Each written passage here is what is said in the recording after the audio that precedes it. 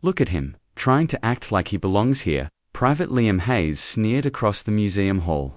Voice loud enough for everyone nearby to hear. Does he even know what half of this stuff does? Probably couldn't even lift a rifle, let alone understand it. The cadets around him snickered, mimicking the old janitor's slow, deliberate movements as he carefully polished the floor near the display cases.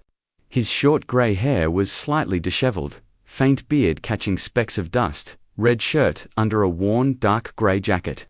Hands steady, despite the mockery surrounding him. He didn't respond. He kept moving in his slow rhythmic pace, sweeping and tidying, as if nothing mattered but the task itself. The museum curator, distracted by the cadets' laughter, muttered under his breath, "Ignore him. He's just here for the job." But the old man's eyes flicked to the far end of the hall, where a large missile exhibit stood, one of the older models that had been decommissioned years ago, but was still on display as a centerpiece. Something about the alignment of its casing, a faint hum that only he seemed to notice, made him pause. His instincts, honed over decades, whispered that the missile, dormant for years, was showing a small but dangerous anomaly. "Grandpa, do you even know what this is?" Another cadet mocked, kicking the edge of a display stand for effect. The old man didn't flinch. He simply adjusted the stand quietly, the motion subtle but precise. The cadets laughed harder, thinking he was clumsy, slow, insignificant. The morning passed with routine tours and minor drills. Cadets continued mocking him in whispers and overt gestures, yet he moved silently among them, inspecting electrical panels, checking for worn wires, subtle leaks, and misaligned circuits no one else would notice. His hands worked deftly, repairing small issues, tightening screws, realigning sensors. His movements precise but invisible to the young, brash trainees. By early afternoon, the faint hum had grown louder, almost imperceptibly, yet enough for him to know it wasn't ordinary. A panel behind the missile's casing glimmered faintly with warning lights, ones the cadets and staff would not recognize. Sweat pricked his brow, but he remained calm, moving deliberately toward the missile with careful, calculated steps. He pulled open a maintenance hatch, inspected the wiring, and traced circuits with a practiced eye. The system was slowly cycling on its own. If left unchecked, the missile's deactivated launch mechanism could engage due to a buildup of static charges in the old guidance system, sending the device into a catastrophic accidental activation. "What are you doing?" shouted a cadet, spotting him near the hatch. "Stop touching that." Yule, the old man, cut him off with a hand gesture, firm but silent, focusing entirely on the mechanism.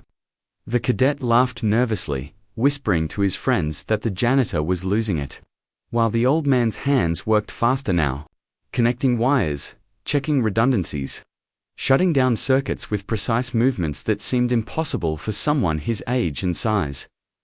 Minutes passed, tension building as the first faint smoke tendrils curled from the missile's base.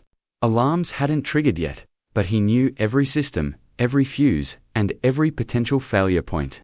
Cadets began to notice a faint acrid smell. Panic started to ripple through the hall as a soft mechanical whir began to rise. "What's happening?" one young recruit asked aloud, fear creeping into his voice. The old man did not answer. He crouched, tracing wires, adjusting a switch, opening a valve to release residual pressure, all in near silence. "Someone get the fire extinguisher. Pull the alarm," yelled a cadet, finally realizing the seriousness of the situation. Hayes froze, his eyes wide, as he saw sparks flickering along the missile's base. The museum curator rushed forward, shouting instructions, but confusion reigned. Smoke began filling the room, rising toward the ceiling vents, and the electrical panels around the missile started sparking dangerously. The old man moved with a precision no one else could follow. He opened a secondary access hatch, traced the control lines, and bypassed a faulty circuit. Every step was deliberate, calm, yet impossibly fast. A sudden surge of static energy arced toward the missile's firing mechanism. Without hesitation, he grabbed a grounded cable and connected it to the metal frame of the missile. Diverting the charge harmlessly, sparks danced around his hands, but he didn't flinch. A cadet tried to help but froze, unsure what to do. "Get back!" the old man shouted, his voice firm, commanding, cutting through the chaos. Minutes felt like hours as the worry grew louder. Smoke thickened, and the museum filled with the chaos of panicking cadets. The missile's automatic systems began initiating launch sequences. Lights blinking, fans worry, mechanical locks clicking, yet the old man remained calm, bypassing circuits, manually overriding sensors, tracing the wiring with decades of knowledge hidden beneath the appearance of an ordinary janitor. Sparks flew dangerously close, smoke filled the room, and cadets stumbled back in terror. Finally, after tense calculated movements, the missile's systems went silent. The smoke cleared slowly, and the hum of danger disappeared. The old man leaned against the missile for a moment, breathing heavily, hands scorched slightly. Jackets singed at the edges, but the threat had been neutralized. The cadets stared in stunned silence. Their mocking laughter had vanished. Private Hayes stepped forward slowly, voice trembling.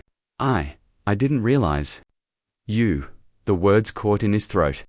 The man he had spent weeks belittling, calling weak and useless, had just stopped a potential disaster that could have destroyed the museum and killed dozens.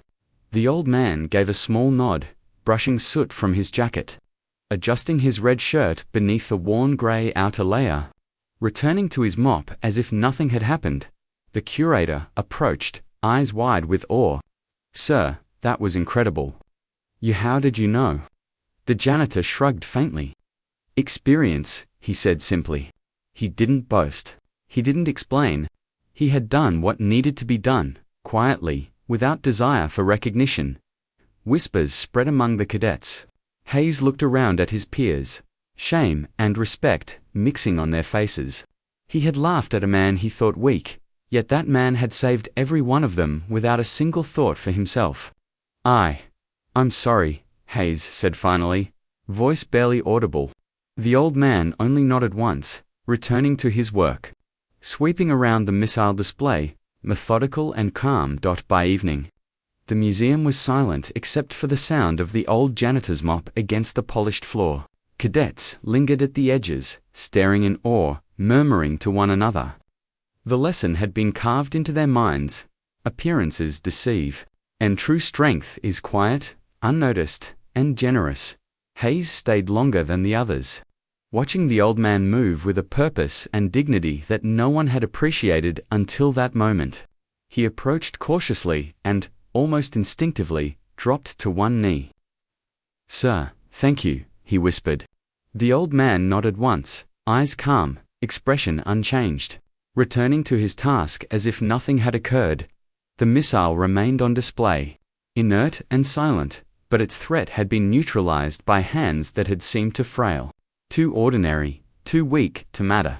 And for the cadets, one truth was clear. They had judged a man by his appearance, mocked his age and slowness, and learned, too late for pride, that heroism often wears the face of humility and patience. The museum's alarms would never ring again that day, but the memory of the old janitor, quiet, deliberate, and unexpectedly powerful, would remain in their minds forever. No one mocked him again. No one doubted him. And for the first time, Hayes understood that strength is not measured by youth or speed, but by courage, skill, and the quiet willingness to act when no one else can.